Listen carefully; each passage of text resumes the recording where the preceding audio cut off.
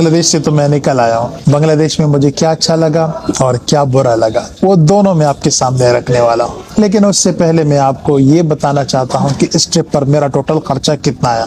अब कितना खर्चा है आप अपना कैलकुलेटर खोल लीजिए, आपको पता लग जाएगा। सबसे पहले वीजा की बात करते हैं। इसका जो वीजा है बांग्लादेश का वीजा, उसका अपना फीस तकरीबन 1300 रुपया है और मैंने एजेंट को तकरीबन 65,000 दी है। उसकी वजह यह है कि एजेंट ने मुझे बताया कि ये वीजा ऐसे नहीं लगता, आपको इन्विटेशन मंगवाना पड़ता है वगैरह वगैरह। खैर मेरे पास टाइम नहीं था, मैंने उसको पैसे दिए। मैंने बोला कि जल्द से जल्द मुझे वीजा मिल जाए। अभी अल्हम्दुलिल्लाह बांग्लादेश में मेरे इतने सारे दोस्त बन गए हैं कि अगर मुझे इन्विटेशन की भी जरूरत हुई तो मुझे 2 दिन में मुझे इन्विटेशन भी मिल जाएगा। वीजा पर लग गई 65,000। ओके, उसके बाद टिकट के ऊपर मेरे लग गए हैं 2,20,000। उसके बाद मैंने जो रिटर्न टिकट लिया था वो था 4 मई का। फिर मैंने अपनी टिकट को डिले किया तो 51,000 और लग गए। तो ये समझ लीजिए कि बांग्लादेश का आना जाना का जो टिकट है ये मुझे पड़ गया तकरीबन 2,70,000 का मुझे पड़ गया। जब मैं बांग्लादेश आ रहा था तो मैं अपने साथ $2,300 भी लाया था। अभी मैं $1,300 वापस साथ लेके जा रहा हूँ। $1,000 मैं यहाँ पर खर्च कर चुका हूँ।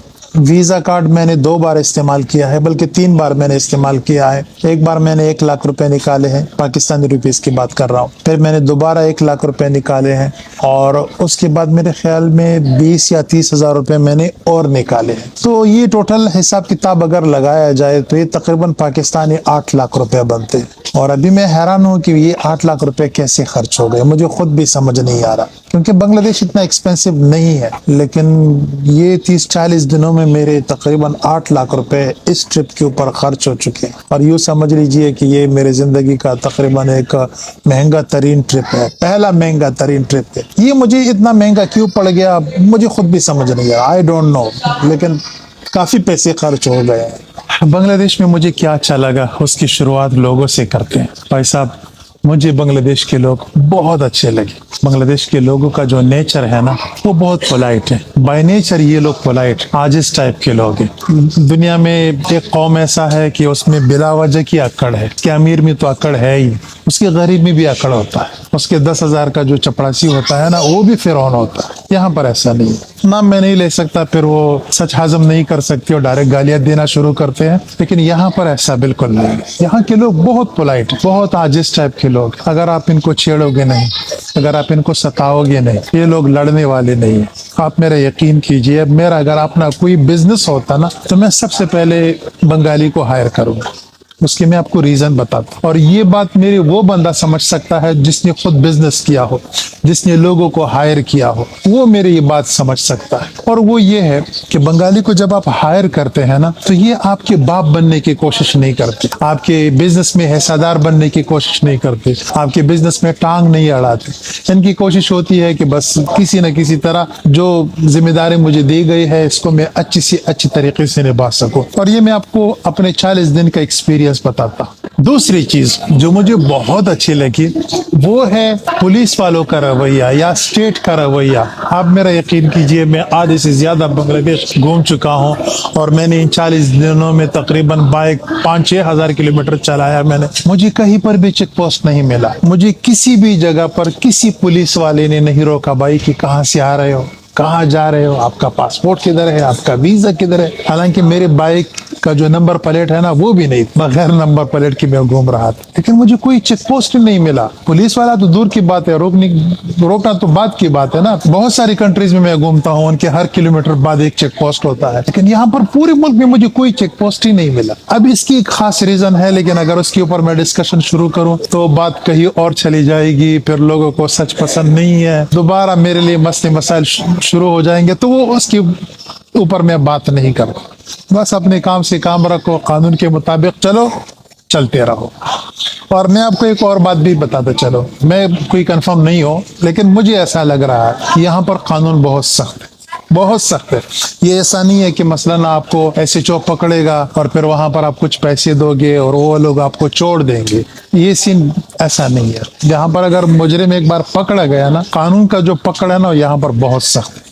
तो ये चीज भी मैंने नोट किया। तीसरी बात जो मुझे बहुत अच्छी लगी वो है बंगला जुबान। मैं जब यहाँ पर उतरा बांग्लादेश में। तो मैंने ये सोचा था कि यार यहाँ पर तो लोग उर्दू में साफ साफ बात करेंगे, सब लोगों को हिंदी आती होगी, क्योंकि जाहिर सी बात है इंडियन फिल्मों का बहुत बड़ा असर है यहाँ पर। अरब कंट्रीज में है, अरब आजकल उर्दू बोलते हैं, अफ्रीकन उर्दू बोलते हैं। तो बंगाली तो हमारे बिल्कुल नेबर्स है, इंडिया का भी नेबर है और पाकिस्तान की भी बिल्कुल करीब है, पाकिस्तान का तो हिस्सा रह चुका है। तो इन लोगों उर्दू में तो मतलब किसी के साथ भी आप बात कर सकते हो।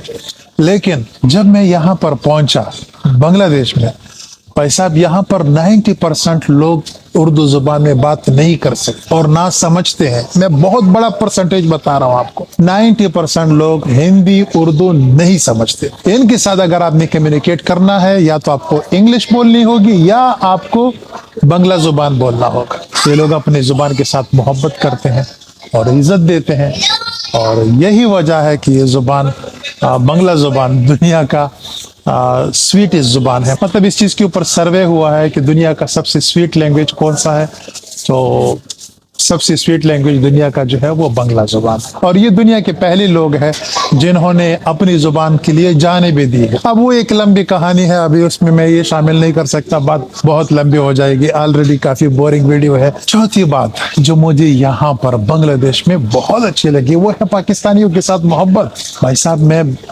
हैरान हूं इस बात पे कि पिछले 50 सालों में इन लोगों को हमारे बारे में क्या क्या बताया गया है। हमारे बारे में जो नफरत है, इनको स्कूलों में पढ़ाया गया है कि पाकिस्तान और पाकिस्तानी दोनों ठीक लोग नहीं है, लेकिन फिर भी ये लोग हमसे मोहब्बत करते हैं, और ऐसी मोहब्बत करते हैं कि मैं आपको बता नहीं सकता।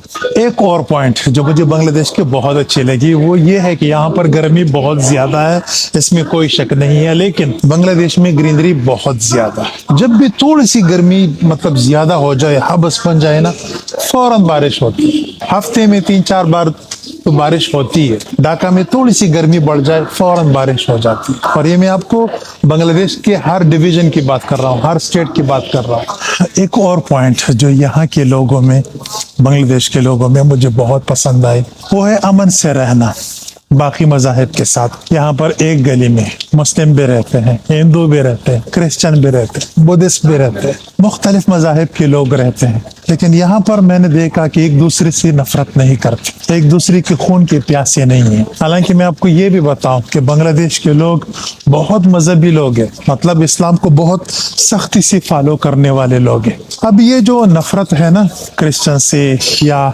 हिंदुओं से, ये जो लोग नफरत करते हैं, ये नफरत कैसे बेचा जाता है और ये लोग क्यों करते हैं, लोग कैसे ब्रेन वॉश होते हैं, ये सब कुछ मैं आपको एक्सप्लेन कर सकता हूँ। लेकिन अभी मैंने मजहबी बहस से मैं थोड़ा सा अपने आप को दूर रखने की कोशिश करता हूँ।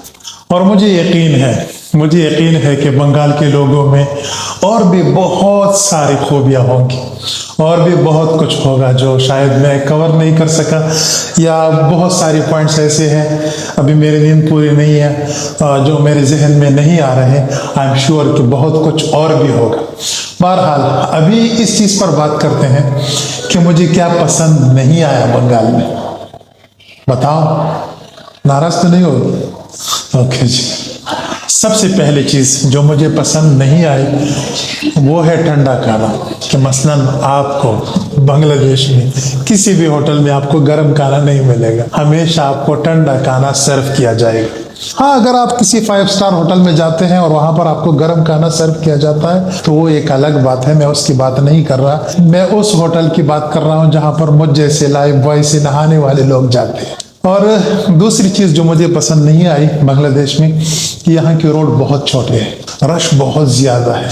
मैं अगर पाकिस्तान में सफ़र करूँ तो दिन में 300-400, 350-400 किलोमीटर में इजीली कवर कर सकता हूँ, लेकिन यहाँ पर बांग्लादेश में 100 किलोमीटर कवर करना भी बहुत बड़ी बात है। उसकी वजह यह है हाईवे ख़तरनाक है, बस वाले जो है वो बिल्कुल एहतियात नहीं करते, सीधा आपके ऊपर बस चढ़ा देते हैं। बस ये 2 चीज़ें ऐसी है जो मुझे बांग्लादेश में पसंद नहीं आए, और इंशाल्लाह वक्त के साथ ये भी इम्प्रूव हो जाएगी। और बहुत शुक्रिया, थैंक यू सो मच कि आपने इस वीडियो को यहाँ तक देखा। उम्मीद करता हूँ कि आपको पसंद आई है। अगर पसंद आई है अपने दोस्तों के साथ शेयर कीजिए। मेरे फ्लाइट का टाइम हो गया है और इंशाल्लाह 2-3 घंटे बाद मैं अपने घर पहुँचने वाला हूँ। वहाँ पर मेरा प्राइवेट लाइफ शुरू होने वाला है, वो मैं आपको नहीं दिखा सकता। इस वीडियो को यहाँ पर ख़त्म करते हैं। थैंक यू सो मच, बहुत शुक्रिया। खुदा हाफिज़।